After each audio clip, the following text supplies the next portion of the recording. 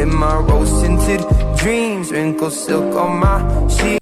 Assalamualaikum warahmatullahi wabarakatuh.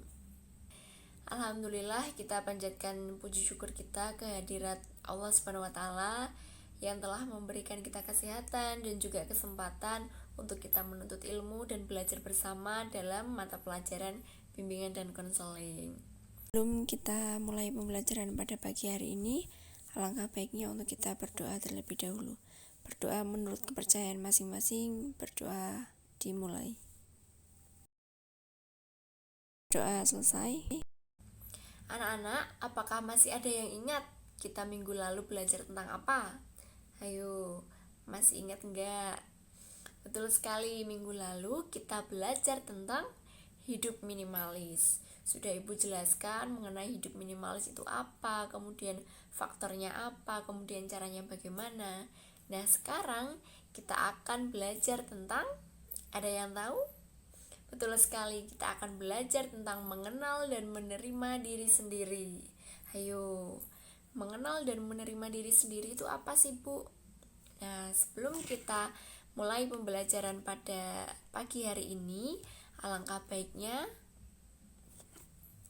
sebelum kita mulai pembelajaran pada pagi hari ini, alangkah baiknya anak-anak semua tahu bahwasanya apa sih tujuan dari pembelajaran materi mengenal dan menerima diri ini. Oke, jadi tujuan pembelajaran ini peserta didik mampu memahami dan menerima dirinya sendiri beserta kemampuan maupun kekurangan yang dimilikinya, serta mampu mengembangkan secara positif dan juga terarah.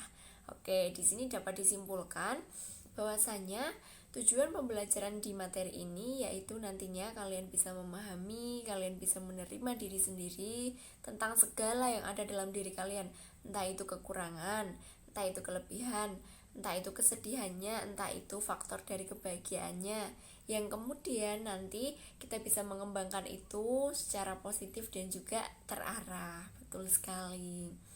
Anak-anak sekalian, kita akan masuk ke materi pada slide berikutnya.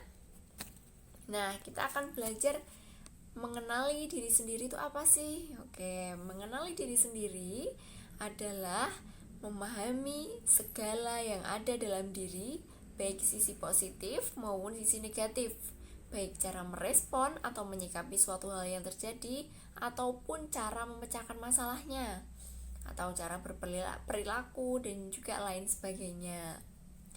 Anak-anak sekalian, mengenal diri ini tidak langsung bisa didapatkan atau dengan cara yang singkat. Karena apa? Karena kita harus mengobservasi diri kita sendiri, apa yang menjadi ketidaksukaan dalam diri kita, apa yang membuat kita suka. Kita harus mengeksplorasi diri kita sendiri. Kita harus mengetahui, oh aku tuh sukanya seperti ini, oh bakatku ini, oh aku tuh orangnya seperti ini. Nah, itu harus dengan observasi dalam diri kita. Kita tidak bisa langsung menentukan bahwasanya, oh aku adalah orang yang malas belajar. Tidak bisa kalau kamu belum mengobservasi diri kamu sendiri. Seperti itu. Jadi semuanya bertahap dan ada waktunya. Seperti itu ya anak-anak.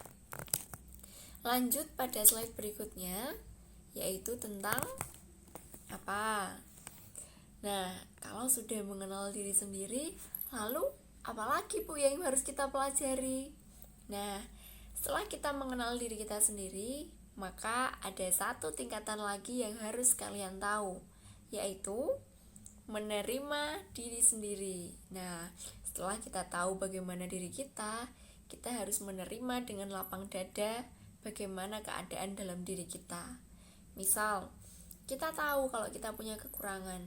Nah, ya kita harus menerima, oh aku punya kekurangan ini, tapi aku juga punya kelebihan ini. Nah, bagaimana kelebihan ini nanti bisa menutupi kekurangan kalian, bisa membackup itu, jadi tidak terlihat. Jadi kalian bisa mengembangkan kemampuan yang ada dalam diri kalian secara baik, positif, dan juga terarah. Seperti itu. Nah, pada tahap ini, seseorang dituntut untuk lebih menerima dengan lapang dada atas segala kekurangan yang ada dalam dirinya. Jadi kita tidak boleh menerima dengan terpaksa. Misal, yaudahlah aku tuh orangnya kayak gini. Gak bisa seperti itu. harus ikhlas dan juga lapang dada. Kita juga harus menyadari bahwasanya ada kelebihan kok di dalam diri kita, walaupun kita juga sudah mengetahui kekurangannya, seperti itu. Nah, kita lanjut pada slide berikutnya, yaitu tentang cara menerima diri sendiri itu bagaimana sih? Oke, kita akan belajar ini anak-anak sekalian. Nah, kenapa sih harus menerima diri sendiri? Nah, karena sebelum kita mengerti orang lain, kita memahami orang lain, kita alangkah baiknya untuk mengenal diri sendiri terlebih dahulu. Mungkin kita bisa untuk menganalisis orang, untuk menjustifikasi orang bahwasanya, oh kamu tuh orangnya seperti ini, kamu tuh orangnya susah, kamu tuh orangnya bandel. Nah, tapi kadang kita tidak bisa menilai diri kita sendiri. Nah, makanya materi ini nantinya diharapkan ada output yang kalian berikan di materi ini, yaitu dengan kalian bisa menganalisis diri kalian sendiri, seperti itu. Nah, pada slide berikutnya ada beberapa cara menerima diri sendiri. Jadi kalau kalian sampai saat ini belum bisa mengenali diri kalian sendiri, ibu punya cara-caranya bagaimana saja. Oke, ada beberapa poin. Yang pertama, memaafkan diri sendiri. Jadi salah satu cara menerima diri sendiri, kalian harus mampu memaafkan diri kalian sendiri dari semua kesalahan yang pernah kalian lakukan, entah itu kecil maupun itu besar. Nah, memaafkan diri sendiri itu bagaimana, Bu? Ya dengan kalian berdamai dengan masa lalu, berdamai dengan kesalahan kalian, dan mengakui kesalahan. Banyak dari orang-orang itu tidak mau mengakui kesalahan. Nah, ini adalah kesalahan yang fatal, berarti satu tanda orang itu tidak bisa menerima diri sendiri. Makanya di sini ibu tekankan bahwasanya kalian harus mampu memaafkan diri kalian sendiri. Yang kedua, harus bersyukur. Jadi orang yang menerima dirinya sendiri pasti dia akan lebih bersyukur. Sudah ibu sebutkan tadi bahwasanya kita harus menerima kekurangan kita dan juga kelebihan kita dengan lapang dada. Ya artinya dengan kita bersyukur, alhamdulillah ya Allah, saya diberikan kekurangan yang seperti ini, tapi saya juga akan mengembangkan kelebihan yang saya punya. Nah, itu salah satu contoh bersyukur. Jadi bersyukur tidak melulu tentang kesenangan atau kelebihan saja, tapi dengan kekurangan dan kesedihan kita juga harus bersyukur. Nah, anak-anak sekalian, pada poin ketiga yaitu berkumpul dengan orang-orang yang baik. Nah, sudah jelas bahwasanya ketika kita berkumpul dengan orang-orang yang baik, kita akan menemukan circle positif, vibes positif, dimana kita akan berkumpul dengan orang-orang yang pasti memberikan efek-efek positif dalam hidup kita. Misal, ketika kalian berteman dengan orang yang sering membolos sekolah, pasti kalian nanti akan terfikirkan, apa aku bolos saja ya? Nah, pasti seperti itu. Tapi ketika kalian berkumpul dengan teman-teman yang suka belajar, suka membaca, pasti kalian juga akan ikut senang membaca dan juga senang belajar. Coba kalian buktikan. Oke, pada poin yang keempat yaitu menerima pujian tidak berlebihan. Nah, siapa ini yang kadang diberikan satu pujian sudah terlena? Nah, jadi anak-anak sekalian, kita jadikan pujian itu sebagai kritikan dalam diri kita. Ada orang yang memberikan pujian itu dalam dua tipe. Yang pertama, pujian yang memang benar-benar pujian, dan yang kedua, pujian yang sebenarnya itu menyampaikan kritikan. Jadi kita harus benar-benar bisa menganalisis itu sendiri ya anak-anak. Nah, ketika kita bisa menganalisis, oh ini pujian yang membangun, oke. Jadi nanti kalian bisa berkreasi, bisa mengupgrade diri kalian. Tapi ketika pujian itu menjatuhkan kalian juga tidak boleh patah semangat. Jadi kalian harus tetap berusaha bagaimana caranya mengubah pujian itu menjadi pujian yang kagum kepada kalian. Seperti itu. Pada poin yang kelima, anak-anak, yaitu memanfaatkan kesempatan. Memanfaatkan kesempatan di sini yang berarti kalian bisa membaca peluang di mana kalian harus masuk dan di mana kalian harus keluar. Seperti apa, Bu? Ya membaca situasi. Misal kalian emosi nih, marah sama temennya gara-gara mungkin tidak dikasih tahu tugasnya apa saja di hari kemarin. Ya udah, kalian tidak usah marah, tapi kalian memanfaatkan waktu luang untuk mengerjakan tugas tersebut. Nah, itu salah satu contohnya kalian bisa memanfaatkan kesempatan, memanfaatkan waktu dengan sebaik mungkin, seperti itu. Anak-anak sekalian, pada slide berikutnya ada tanda-tandanya. Bagaimana sih ketika orang sudah menerima dirinya sendiri? Ayo, apakah kalian juga termasuk dalam menerima diri sendiri ini? Oke. Dalam hidup ini banyak orang yang merasa minder atas dirinya atau merasa tidak percaya diri. Nah, mereka terlalu terbawa dengan prasangka-prasangka buruk yang dia buat sendiri. Jadi dia terlalu banyak ekspektasi yang terlalu tinggi, tapi ketika dia tidak mampu untuk mewujudkannya, malah stres, malah banyak tekanan. Nah, itu adalah salah satu tanda kalian tidak bisa menerima diri kalian. Nah, lalu bagaimana Bu tanda-tandanya ketika kita sudah menerima diri sendiri? Oke, ada beberapa poin nih. Yang pertama, selalu bahagia. Menjadi bahagia secara sederhana, yaitu ketika menerima segala yang ada dalam hidup kita tanpa membanding-bandingkannya terhadap orang lain. Oke, contoh. Nilainya anak-anak mungkin ada yang 70, ada yang 90, ada juga yang 100. Nah, kita belajar untuk menerima dan menerimanya dengan bahagia. Misal, wah, nilaiku hanya 70 nih, gimana ya? Sedangkan nilainya dia 80.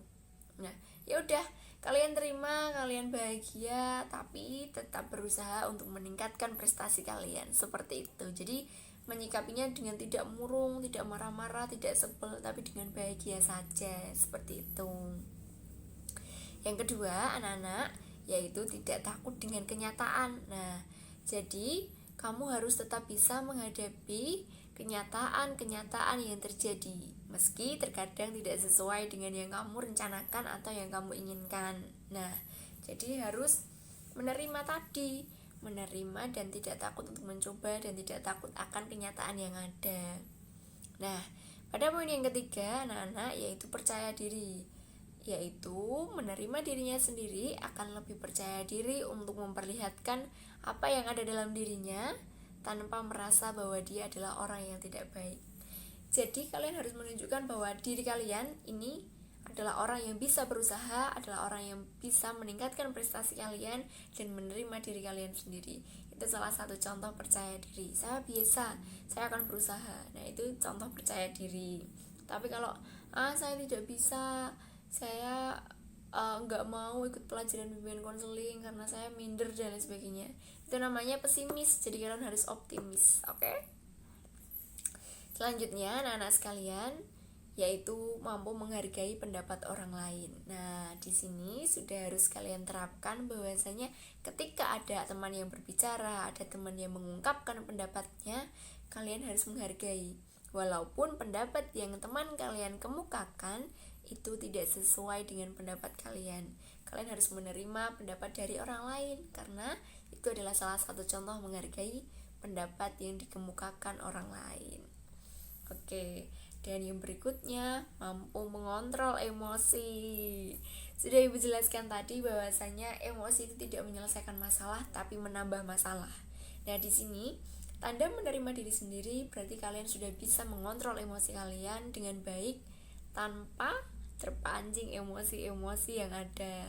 Jadi kalian harus mampu nih, tarik nafas, keluarkan. Oke, saya harus sabar, saya jangan emosi. Nah, itu adalah salah satu bentuk mengontrol untuk tidak emosi. Selanjutnya, nah, menghargai diri sendiri itu seperti menghargai kesuksesan. Kenapa seperti itu? Nah, karena mungkin banyak dari kalian yang tidak menyadari bahwasanya menghargai diri sendiri adalah menghargai kesuksesan. Nah, mungkin anak-anak baru dengar sekarang bahwasanya masa iya sih menghargai diri sendiri termasuk menghargai kesuksesan? Nah, anak-anak sekalian, ketika kalian mampu menghargai sekecil apapun itu, entah itu usaha orang, entah itu usaha kalian sendiri, berarti kalian sudah mampu menghargai proses orang lain dan juga proses dalam diri kalian. Itu salah satu tanda di mana kalian memang menghargai kesuksesan. Nah, sebelum menutup, Ibu punya kata-kata atau quotes untuk kalian semua. Jadi, cintailah dirimu terlebih dahulu, maka kamu akan mampu mencintai orang lain. Nah, ayo, sudah tahu kan apa maksud dari tulisan ibu ini?